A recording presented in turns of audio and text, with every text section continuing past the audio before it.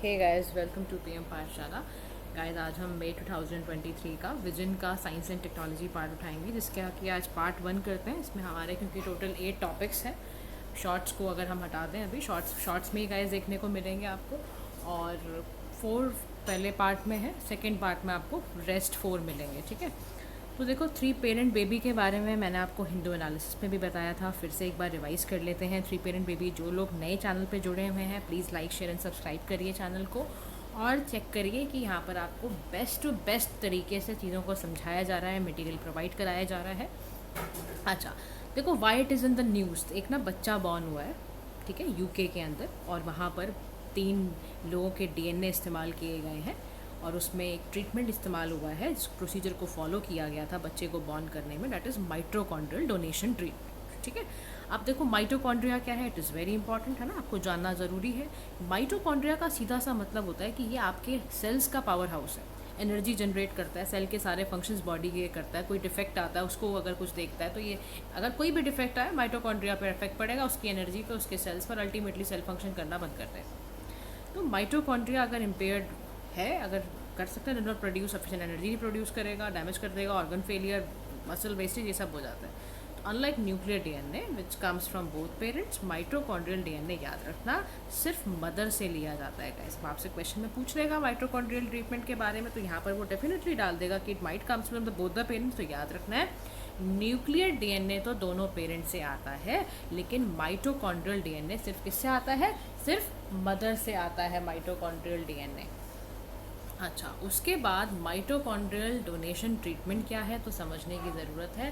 ये एक तरह की टेक्निक है जिसमें बच्चे को कंसीव किया जाता है आईवीएफ टेक्नोलॉजी से, जैसे कि इन विट्रो फर्टिलाइजेशन। ठीक है, उसमें जेनेटिक मटेरियल यूज़ किए जाते हैं पेरेंट्स के, माइटोकॉन्ड्रियल मटेरियल यूज़ किया जाता है डोनर का, और ये वर्क करता है एक प्रिंसिपल पर, जिसका मतलब है कि माइटोकॉन्ड्रिया को रिप्लेस कराया जाता है एक हेल्दी माइटोकॉन्ड्रिया से, ताकि किसी भी तरह का ऑफस्प्रिंग बच्चे में कोई माइटोकॉन्ड्रियल डिजीज़ ना हो। ठीक है, इसीलिए किया जा रहा है। तो पासिंग ऑन माइटोकॉन्ड्रियल डिजीज़ अगर फैल जाती है फ्रॉम पेरेंट टू चाइल्ड, तो उसको प्रिवेंट करता है एमडीटी ट्रीटमेंट आफ्टर आईवीएफ या बिफोर, उसमें एग के दौरान किया जाता है। अच्छा, इसमें क्या है, 3 पेरेंट बेबीज प्रोसेस है ये, due to involvement of third person here, है ना। तो मैकेनिज्म यहाँ पर क्या होता है, यहाँ पे एम्ब्रियोज को कंबाइन किया जाता है, स्पर्म एंड एग को, फ्रॉम द बायोलॉजिकल पेरेंट्स। ठीक है, टाइनी बैटरी लाइक स्ट्रक्चर होता है माइटोकॉन्ड्रिया का, डोनर एग में उसको रखा जाता है। तो resulting baby has DNA from mother and father as usual, जैसे होता है, प्लस इसमें एक छोटा जेनेटिक मटेरियल आ जाता है 37 जीन्स का डोनर की तरफ से। ठीक है, इतना यहाँ पे ध्यान रखना, ये क्लॉज होता है इसका। तो देखो, प्रोसेस क्या है, मदर फर्टिलाइज कर रही है, एग अनहेल्दी माइटोकॉन्ड्रिया था, पेरेंट्स न्यूक्लियर कैप रिमूव रखा उसका न्यूक्लियर मटेरियल्स को। ठीक है, डोनर फर्टिलाइज एग था, उसने रिमूव, डोनर न्यूक्लियर मटेरियल को रिमूव करके पेरेंट का जो था मटेरियल को करके हेल्दी माइटोकॉन्ड्रिया उसकी बॉडी में डाला गया, डोनर एग को, है ना। मोस्ट कॉमन टेक्निक है, यूज़ करा जा रहा है आजकल, एमएसटी है, पीएनटी है, दोनों ही टेक्निक्स में एक्स को, एम्ब्रियोज को क्रिएट किया जाता है न्यूक्लियर मटेरियल्स के थ्रू, और अल्टीमेटली हेल्दी डोनेटेड माइटोकॉन्ड्रिया को उसकी बॉडी के अंदर डाला जाता है, उसके अंदर basically body in the sense कि वो मटेरियल के अंदर ही उसको डाला जाता है। दोनों MST and PNT resulting embryos would contain parents का जेनेटिक मटेरियल होता है, दोनों इक्वली उस पर चलती हैं। ठीक है, अब आता है माइटोकॉन्ड्रियल डोनेशन ट्रीटमेंट के फ़ायदे क्या होते हैं। इसका सबसे बड़ा फ़ायदा है डिजीज़ से प्रिवेंशन, कि कोई भी माइटोकॉन्ड्रियल डिजीज़ नहीं हो। ठीक है, क्योंकि देखो, आपने पढ़ा ना, माइटोकॉन्ड्रियल डिजीज़, ऑर्गन फेलियर, ये सब कर सकता है, कितना ज़्यादा डैमेज सेल को कर सकता है, सिवियर हेल्थ इंप्लीकेशन से आपको बचा सकता है। तो अबाउट 1 in 6,000 बेबीज़ वो माइटोकॉन्ड्रियल डिसऑर्डर था, इसीलिए इस तरह की टेक्निक्स को लेकर आया गया है। फिर जेनेटिक कनेक्शन की बात करें, तो जो एमआरटी है, MRT can assist older women को विद पुअर क्वालिटी एग, अगर उसके हैं ना, बायोलॉजिकली रिलेटेड बच्चे में भी आ सकते हैं, तो उसको भी ठीक करने के लिए माइटोकॉन्ड्रिया का, यंगर डोनर का इस्तेमाल किया जा सकता है। अगर कोई बहुत ओल्डर वुमेन है ना, उसका पुअर क्वालिटी एग हो जाता है, तो उसमें भी यंगर डोनर का जो है ना, उसका बड़ा रोल होता है, उसका फिर माइटोकॉन्ड्रिया वो जो होगा वो ज़्यादा इफेक्टिव होएगा। रिप्रोडक्टिव फ्रीडम भी है, MRT can benefit the same sex female couples also, है ना। जैसे मान लो भाई, अगर ऐसे कुछ बात आती है तो उसमें भी काम कर सकता है, जेनेटिकली रिलेटेड टू बोथ, है ना, with one women providing nuclear DNA, दूसरा माइटोकॉन्ड्रियल डीएनए भी दे सकती है, तो उसमें भी फ़ायदा हो जाता है। अच्छा, लेकिन कुछ इश्यूज़ भी हैं। सबसे बड़ा इशू क्या होता है, कुछ कंसर्न इसमें ये है कि ना, डायनेमिक नेचर जो माइटोकॉन्ड्रिया का है, तो ज़रूरत हो सकती है, ऐसा देखा जा सकता है, जो पोटेंशियल रेसिडुअल डैमेज होता है ना माइटोकॉन्ड्रिया, जब आप ट्रांसफ़र करते हो, तो कुछ ना कुछ उसकी इफेक्टिवनेस में कॉम्प्रोमाइज़ देखा जाता है, और उसकी लॉन्ग टर्म बेनिफिट्स में भी कुछ ना कुछ कॉम्प्रोमाइज़ ज़रूर होकर आता है, क्योंकि वो ट्रांसफ़र होकर आया है ना, इसलिए। उसके बाद इनकम्पैटिबिलिटी रिस्क भी रहता है। मान लो जिस पोटेंशियल इनकम्पैटिबिलिटी आ जाए, मान लो जिस डोनर ने माइटोकॉन्ड्रिया रिसीवर को दिया है उसको कुछ चैलेंजेस पोज कर दे, उसकी बॉडी में वो इनकम्पैटिबिलिटी के साथ रहे। डेटा नहीं है इसके बारे में हमारे पास अभी, ज़्यादा इनएडुक्वेट डेटा है, हमें नहीं पता अभी कितने केयरफुल तरीके से हम इस पर कर पा रहे हैं और कैसे इसके आगे क्या इसके लॉन्ग टर्म आगे इंप्लीकेशन होंगे कोई नहीं जानता, क्योंकि डेटा है ही नहीं उस तरह का अभी। बच्चे पे इसका इफेक्ट है, उसकी पर्सनालिटी पे पड़ सकता है, उसका न्यूरोलॉजिकल चेंजेस उसके हो सकते हैं, कोई डिसेबिलिटी देखी जा सकती है, उसका कैंसर रिस्क उसका एक पोज कर सकता है ये। तो बहुत इसके ज़्यादा ज़बरदस्त तरीके से इसके कंसर्न्स भी हैं। कॉस्ट बैरियर है, मार्टी बहुत कॉस्टली है, हर जो सोसाइटी का सेक्शन है वो इसको नहीं एक्सेस कर सकता क्योंकि इतना महंगा है। उसके बाद देखो एमडीटी टेक्निक को अगर इम्प्लीमेंट करना है तो कोई रेगुलेटरी बॉडी होना बहुत ज़रूरी है, ताकि कोई भी अगर अनएथिकल प्रैक्टिस करे तो तुरंत पकड़ा जाए। प्रॉपर क्लिनिकल ट्रायल्स होना बहुत ज़रूरी है, पहले डेटा तो आ जाए ना इस तरह का कि भी सेफ्टी है, एफिकेसी है टेक्निक की, तभी तो आप आगे इसको कर पाओगे।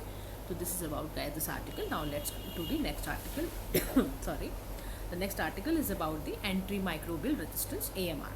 ठीक है, रिसेंटली गाइस WHO ने in partnership with global AMR R&D हैब के साथ एक रिपोर्ट रिलीज़ करी है, याद रखना, incentivising the development of new antibacterial treatment 2013 report निकाला है। ठीक है, तो WHO ने निकाला है किसके पार्टनरशिप में, ग्लोबल AMR R&D हब के साथ निकाली है, रिपोर्ट रिलीज़ करी है। तो आपको पता होना चाहिए कौन सी रिपोर्ट किसने रिलीज़ करी।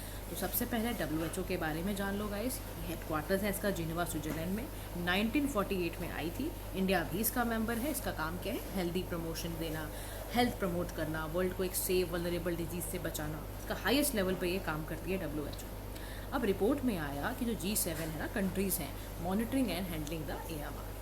ठीक है, अब कैसे, global AMR and R&D hub भी क्या है, क्योंकि दोनों ने मिलकर रिपोर्ट बनाई है, तो एक पार्टनरशिप कंट्री है, NGO है, डोनर ऑर्गेनाइजेशन है, इंटरगवर्नमेंटल ऑर्गेनाइजेशन है, 2018 में लॉन्च की गई थी, ताकि ये आपके चैलेंजेस जो भी AMR से रिलेटेड आ रहे हैं वन हेल्थ अप्रोच लगाकर उसको ठीक करें। तो ये ऑर्गेनाइजेशन दोनों है। अब समझने की ज़रूरत है why we are reading this topic, what is anti microbial resistance, होता क्या है, why this is so concernable issue for the WHO। तो अकॉर्डिंग टू WHO AMR जो होता है तब होता है जब bacteria, virus, fungi, parasite over time क्या होते हैं, ये चेंज हो जाते हैं। तो आपने मेडिसिन खाई, उसका कोई इफेक्ट ही नहीं पड़ रहा, कोई रिस्पॉन्ड ही नहीं आ रहा, इन्फेक्शंस का वो ठीक ही नहीं हो पा रहे हैं, रिस्क बहुत डिजीज़ फैलने का बढ़ गया है, सिवियर इलनेस हो रही है। तो फैक्ट ये है कि 24 मिलियन लोगों को एक्सट्रीम पॉवर्टी में भेजा है AMR ने। 10 चीज़ों को थ्रेट बताया जा रहा है इसमें। एग्जाम्पल के तौर पे कह रहा है कि मेडिसिन इनइफेक्टिव हो गई हैं। एग्जाम्पल के तौर पे देखो, क्लेबिसिला निमोनिया है which is resistant to both carbapenem and 1/3 generation जो आपका सिफ्लास्ट्रोफिन था, उसके मतलब खाने का कोई फ़ायदा ही नहीं हो रहा, डिजीज़ अभी भी रिस्क में है अपनी बंदा। क्या वजह है, ड्राइवर्स क्या है, why it is happening, AMR क्यों हो रहा है, क्योंकि देखो एंटी माइक्रोबियल्स का या तो मिसयूज़ है, ओवर यूज़, बिना प्रिस्क्राइब की भी खा लेता है ना मेंटेनेंस दवाइयाँ, उसका ही नतीजा है गाइस। लैक ऑफ एक्सेस है, क्लीन वाटर, सैनिटेशन, हाइजीन नहीं है, ह्यूमंस में भी नहीं है, एनिमल्स में भी नहीं है, पुअर इन्फेक्शन, डिजीज़ कंट्रोल नहीं है, क्वालिटी एक्सेस नहीं है, अफोर्डेबल मेडिसिन नहीं है, वैक्सीन डायग्नोस्टिक्स की कमी है, लैक ऑफ अवेयरनेस, नॉलेज नहीं है लोगों को, अपने हिसाब से वो कभी पैरासीटामोल खा लेते हैं बिना किसी डॉक्टर से बात किए। और इसके देखो चक्कर क्या है यहाँ पर, लैक ऑफ इन्फोर्समेंट है यहाँ पर, लेजिस्लेशन यहाँ पर नहीं है उस तरीके की। तो एंटी माइक्रोबियल्स के लिए यहाँ पर बात की जा रही है कि इसमें आपको 3 तरीके से बात की जाएगी, एंटीबायोटिक्स का, एंटीवायरल्स का, एंटी फंगल्स का, एंटी पैरासिटिक्स का। इन चारों का बेसिकली एक सिंपल ओवरव्यू यहाँ पर दे रखा है कि देखो antibiotics basically we have to prevent the infection और कॉज बाय द बैक्टीरिया, इस सारे का। वायरसेस के लिए भी ऐसा दे रखा है। उसके बाद आपका एंटी फंगल्स है या आपके जो भी है ना, इसको प्रिवेंट करना, इस तरह की चीज़ों। AMR इंडिया में क्या कर रहा है, देखो इंडिया में ना इसने टॉप किया है इस लिस्ट ऑफ कंट्रीज़ में। हाईएस्ट एंटीबायोटिक कंजम्पशन है हमारा, है हाईएस्ट AMR है। तो लैंसेट रिपोर्ट एक आई थी जिसमें 5 पैथोजेंस के बारे में बात किया था और यहाँ पर बताया कि भाई इफेक्टिव एंटीबायोटिक्स का इस्तेमाल करना बहुत ज़्यादा ज़रूरी है। अगर AMR फैलता रहा तो मेडिकल कॉस्ट बहुत बढ़ेगी, प्रोलॉन्ग्ड हॉस्पिटल स्टेज रहेंगे, लोगों का क्योर ही नहीं हो पाएगा डिजीज़, तो क्या करेंगे, हॉस्पिटल में बैठे रहेंगे, चक्कर लगाते रहेंगे, मॉर्टेलिटी रेट बढ़ जाएगा, सुपर बग्स का राइज हो जाएगा। सुपर बग्स का राइज होने का मतलब है कि जो जर्म होता है ना, that has form resistance to multiple drugs. सोचो आप कहाँ से लैब ख़त्म करोगे, इतने सारे रिप्रोडक्टिव एग्स उसके फैल जाएंगे और आप ड्रग्स को फिर कहाँ कितने मल्टीपल ड्रग्स खरीद के लाओगे। उसके बाद आपका आता है इकोनॉमिक कॉस्ट इसमें, ठीक है। फिर की हाइलाइट्स के बारे में बात हो रही है कि रिपोर्ट्स की जो की हाइलाइट्स हैं उसके बारे में देखते हैं। Among the top 10 global public health threats facing humanity, है ना, तो 4.95 मिलियन जो डेथ है पीपल इन इंडिया 2019 में इसकी वजह से देखो, which is more than HIV malaria से भी ज़्यादा, इससे तो डेथ बहुत ज़्यादा हो रही है। इनसफिशिएंट R&D है, बहुत ज़्यादा रिसर्च एंड डेवलपमेंट पे पैसा लगा के इस पर काम नहीं किया जा रहा है। Poor return and developing new antibiotics का। तो अदर फैक्टर जो लीडिंग टू AMR है, ट्रिपल प्लानिटरी क्राइसिस है आपका। देखो क्लाइमेट चेंज हो रहा है, उसके साथ आप AMR भी कर दो, तो extreme weather condition to climate, ultimately सारा कुछ बैरियर लेकर आ रहा है। सीवर्स हैं, ह्यूमन है, विरुलेंट ऑर्गेनिजम्स कितने ज़्यादा फैलते चले जा रहे हैं। Although India has plan something, ऐसा नहीं कि प्लान नहीं कर रखा, हमने नेशनल एक्शन प्लान्स बनाए हैं अपने, हमने दिल्ली डिक्लेरेशन इन AMR पे भी काम कर रहे हैं।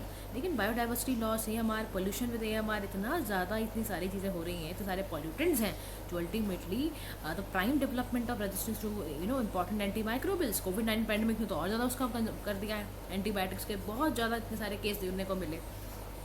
तो क्या किया जाए, ज़रूरत किस चीज़ की है? सजेशंस में दिया जा रहा है कि इन्वायरमेंटल गवर्नेंस बढ़ाओ, प्लानिंग रेगुलेटरी फ्रेमवर्क बढ़ाओ। Sweden appointed the world's first AMR ambassador उसने बुलाया है। तो ये भी है। अब आपसे क्वेश्चन में पूछ लेगा, देखो फैक्चुअल डेटा ना बहुत ज़्यादा ज़रूरी है, आँख मूंद के बिल्कुल भी पढ़ाई नहीं करनी है इस समय।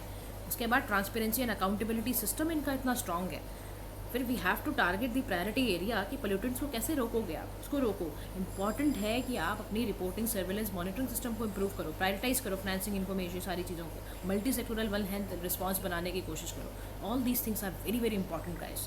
Now the next article is about the non communicable diseases. तो ministry of health and family welfare ने कुछ स्ट्रेटेजिक ऑपरेशनल गाइडलाइंस तैयार करी हैं, national programme for prevention and control of non communicable diseases, ताकि नॉन कम्युनिकेबल डिजीजेस मैनेज हो पाएँ। उसके लिए we have even created the Sashakt portal बनाया हुआ है, 75/25 इनिशिएटिव लॉन्च किए गए हैं। तो गाइडलाइंस है कि वर्ल्ड हाइपरटेंशन डे जो रिलीज हुआ है एज पर द G20 को ब्रांडेड इवेंट है ये। तो फोकस है primary and secondary prevention, clinical support, NCDs देने का। National programme for prevention control of cancer, diabetes, cardiovascular disease, ये सब हमने प्रोग्राम्स तरह करें, इसको रीनेम इवन करा गया। तो वी शुड अवेयर अबाउट कि national programme for prevention control अभी क्या बन गया है, national programme for prevention and control of non communicable diseases. We have created these types of plans. अब नॉन कम्युनिकेबल डिजीज़ क्या है, एक तरह से क्रॉनिक डिजीजेस है ना, लॉन्गर ड्यूरेशन के लिए रहना, combination of genetic, physiological, environment, behavioural factors की वजह से ये क्रिएट होती हैं। NCDs are not transported from person to person, नहीं होती हैं ये, है ना। बेसिकली ये आपका क्या होता है, कार्डियोवास्कुलर डिजीज़ है, कैंसर है, डायबिटीज़ है, क्रॉनिक रेस्पिरेटरी डिजीज, सारी की सारी आपकी इसके अंदर आती है नॉन कम्युनिकेबल डिजीज से। अब वाइट क्रिएटेड फैक्टर्स क्या होते हैं, अनहेल्दी डाइट खाते हो आप, फिजिकल एक्टिविटी नहीं करते हो, टोबैको का चबन करते हो आप, ब्लड प्रेशर हाई रहता है या लो रहता है, कोलेस्ट्रॉल लेवल पर आपका थोड़ा सा दिक्कत है, ओबेसिटी है, ब्लड ग्लूकोज की वजह से जब ऐसा बहुत ज़्यादा स्ट्रेस में होते हो, सोते नहीं हो, तो ब्लड ग्लूकोज आपका इफेक्ट करता है। तो चैलेंजेस क्या है, why it is so much handling, मतलब सिचुएशन क्यों नहीं हैंडल होती, बिकॉज NCD ना लार्जेस्ट कॉज है मोर्टेलिटी वर्ल्ड के अंदर। We have to look into it ना कि भाई, तो हमारे यहाँ ट्रेंड, पहली बात तो ह्यूमन रिसोर्स नहीं है, डॉक्टर्स की इतनी कमी है कि 1000 पेशेंट पे एक डॉक्टर है, कितनी शर्म की बात है। देखो लो बजट एलोकेशन है हमारे यहाँ, पैसा ही नहीं लगाते हम हेल्थ बजट पे अपना, पुअर इम्प्लीमेंटेशन प्लान्स हैं, पुअर एडहेरेंस टू मेडिकेशंस हैं। फिर कम्युनिकेबल डिजीज़ और नॉन कम्युनिकेबल डिजीज़ को उसने तोड़ा भी हुआ है, डिफ्रेंशिएट करके आपको बता रखा है कैसे कैसे होता है। ट्यूबरक्लोसिस, मलेरिया क्या है, कम्युनिकेबल। नॉन कम्युनिकेबल में अल्जाइमर है, हाइपरटेंशन, अस्थमा है, ये सारी चीज़ें। चेंजिंग लाइफस्टाइल के बारे में बात हो रही है कि ये सब करना बहुत ज़रूरी है। We have to take some initiative, we have to take action plans for the same. Healthy diet, eat right movement अभी हम चला रहे हैं। We have even launch the mission, आपका है ना, हमने लाइफ मिशन भी एक लॉन्च करा। यूनियन बजट में हम वी आर फोकसिंग ऑन कि भाई हाइपरटेंशन जैसी चीज़ों को भी इंपॉर्टेंट समझा जाए, फिजिकल एक्टिविटी को बंद करा जाए। तो Bharat health wellness centres create किए जाएँ, healthy diet, eat right movement हम चला रहे हैं। तो all these things are very much required nowadays. अच्छा, और उसमें क्या करो, मल्टी स्टेक होल्डर अप्रोच अपनाओ। सिविल सोसाइटी का काम है गाइस, पब्लिक को एजुकेट करना हेल्दी लाइफ स्टाइल्स के लिए, एक्सेस हो उनका अच्छे हेल्थ केयर सेक्टर्स में, पार्टिसिपेशन बढ़ाओ, फोकस उनका हो कि प्रिवेंशन करी जाए, इंप्लीमेंट करो पॉलिसीज़ एंड रेगुलेशंस को। Then only you can think about कि कैसे ही होगा। उसके बाद जेनेरिक ड्रग्स पे चलते हैं। तो ministry of health and family welfare ने एक अलर्ट इशू करा है सभी डॉक्टर्स को, सेंट्रल गवर्नमेंट हॉस्पिटल्स के जितने भी हैं, कि भैया जेनेरिक मेडिसिन ही आपको अब क्या करनी है। मैंने आपको न्यूज़ में भी बताया था एनालिसिस के अंदर करते हुए कि प्रिस्क्राइब काली डॉक्टर्स को क्या बोला गया है कि अब आप सिर्फ जेनेरिक मेडिसिन को ही प्रिस्क्राइब करेंगे। What is generic medicine? Generic medicine वो मेडिकेशन होता है जो आपके created to be the same as already marketed brand name drug and आपके डोसेज में, फॉर्म, सेफ्टी, स्ट्रेंथ में, ये सब के लिए करा जाता है। और it works in the same way, आपका जैसे आपके ब्रांड नेम वाले मेडिसिन देते थे वैसे ये भी काम करेगा। ठीक है, तो इसकी जो क्वालिटी वगैरह सारी जो है उस पर आपका ऑलरेडी मार्क किया जाता है, बट बिना ब्रांड नेम की जाती है, तो उससे थोड़ी सस्ती मिलती हैं ये वाली जो दवाइयाँ होती हैं। तो पेटेंट यहाँ ब्रांड वालों को मिलता है, जेनरिक में ऑफ पेटेंट होता है। Clinical study essential to perform या आर नॉट रिक्वायर्ड। प्राइस यहाँ पे ब्रांडेड ड्रग्स का कॉस्टली होता है, जेनरिक ड्रग्स का as compare to branded drug तो कम ही होता है। क्रोसिन ब्रांडेड ड्रग है, पैरासीटामोल जेनरिक मेडिसिन है। ध्यान सुनना मेरी बात। Presently there is no definition of generic और ब्रांडेड ड्रग। ध्यान सुन लो, अभी भी आपको पेपर में पूछा जा सकता है कोई डेफिनेशन है तो आप बताओगे कोई भी जेनरिक और ब्रांडेड मेडिसिन की कोई ऐसी clear cut definition under drugs and cosmetics act 1945 में नहीं दी हुई है।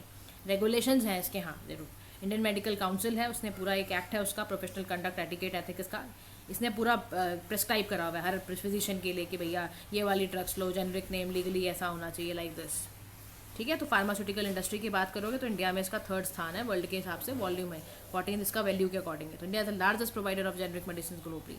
तो Indian national medical commission act है 2019 का, लाइक दिस है बनाए हुए हैं। ड्रग्स एंड कॉस्मेटिक रूल्स हैं, drugs technical advisory board of India है, ये सबको अलाउ करता है जितने भी सेलमेंट को करो।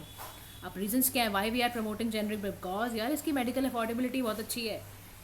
As per economic survey about 48.2% जो आपका है टोटल हेल्थ एक्सपेंडिचर का वो वहाँ से फिनेंस होता है। मेडिसिन आपका 20 से 60% टोटल हेल्थ केयर एक्सपेंडिचर में है। कंपटीशन क्रिएट करना, एक्सपेंड करना, जेनेटिक पॉपुलेशन राइजिंग कॉमोर्बिडिटीज़ को करना। तो फार्मास्यूटिकल सेक्टर्स को बेसिकली देखो एक्सेसिबिलिटी बढ़नी चाहिए। क्रिटिकल मेडिसिन आपको ज़रूरत पड़े तो एक्सेसिबिलिटी ना होगा क्या फ़ायदा बताओ, है ना। तो फिर जब मेडिसिन बनाई इसीलिए जा रहे हैं कि in order to cure the people, आप उसको प्रोवाइड ही नहीं कर पा रहे हो। तो मेक इन इंडिया इनिशिएटिव में यही किया जा रहा है फार्मास्यूटिकल सेक्टर्स को भी, ताकि जेनरिक मेडिसिन बनाएं और उनकी सभी को एक जैसी अपॉर्चुनिटी मिले, ताकि सबको एक्सेसिबल और जितनी महंगी महंगी मेडिसिन ना हो। सोचो आप कितने सारे मैं देखती हूँ ड्रग्स हैं, कैंसर्स हैं, इतने लाखों की एक मेडिसिन आ रही है, तो यार उसको कम करने की ज़रूरत है ना। तो चैलेंजेस है प्रमोटिंग जेनरिक मेडिसिन, तो ना एलिजिबल ड्रग है सबसे बड़ी बात यही होती है। डॉक्टर्स इसीलिए मना भी करते हैं। डोमेस्टिक मार्केट में सब स्टैंडर्ड की मिलती हैं वो। टेस्टिंग फैसिलिटी यहाँ पे अवेलेबल नहीं है क्योंकि लैक ऑफ फंड है, रिसोर्स वगैरह नहीं है। काउंटरफिट मेडिसिन सेलर्स बहुत ऐसे सप्लायर्स हैं जो भैया उल्टी सीधी मेडिसिन बना रहे हैं, मतलब फेक बना रहे हैं मेडिसिन। सोचो आप, परसेप्शन ऑफ पेशेंट, वो जो परसेप्शन पेशेंट का यही होता है कि भैया कॉस्टली दवाइयाँ ही अच्छी हैं, तो क्या कर लोगे आप। एवर ग्रीनिंग ऑफ पेटेंट, तो बिग फार्मेसी वो क्या करती हैं, मोनोपोली बना लेती हैं अपने। तो इम्पोर्ट डिपेंडेंसी जो है हमारे की स्टार्टिंग मटेरियल्स में, ये सारा चीज़ें कि India is heavily dependent on other countries for active pharmaceutical ingredient, ये सब पर। तो वे फॉरवर्ड करने की बहुत ज़रूरत ये है कि हम ना सभी स्टेक होल्डर्स के अप्रोच लेके काम करें। DGCI जो है आपका DCGI है, drug controller general of India है, उसका क्लोज एसोसिएशन होना चाहिए सारे फार्मास्यूटिकल कंपनीज़ के साथ, और एलिजिबल तरीके से जो भी काम कर रहा हो उसको बिल्कुल कंट्रोल किया जाए। क्लियर कैटेगराइजेशन हो पुअर क्वालिटी ड्रग्स की, काउंटरफीट ड्रग्स की, बिल्कुल कैटेगराइजेशन ऐसे कर दो कि ऐसा एड्रेस करो कि बिल्कुल फेक करेंसीज खत्म हो, फेक ड्रग्स वाली खत्म हो, आपके नई नई टेक्नोलॉजीज़ का इस्तेमाल करो। जेनरिक ड्रग्स की लोगों को बताओ, इसीलिए तो प्रधानमंत्री भारतीय जन औषधि परियोजना क्यों बनाई है आपने, केंद्रास क्यों क्रिएट कर रहे हैं, ताकि पेशेंट्स को पता तो चले। ICT का इस्तेमाल करो आप। स्ट्रॉन्ग रेगुलेटरी फ्रेमवर्क की ज़रूरत है, कंपल्सरी लाइसेंसिंग करने की ज़रूरत बहुत ज़्यादा है, ताकि जो डोमेस्टिक प्रोडक्शन है वो ठीक हो। ठीक है, तो this is about guys this article. Now small modular reactor वाला हम करेंगे नेक्स्ट पार्ट में। ठीक है, तो this is for this. And now if you have any doubt related to any of the news, will let you know in the comment box please, और please do like, share and subscribe to PM Pathshala. Have a nice day to all.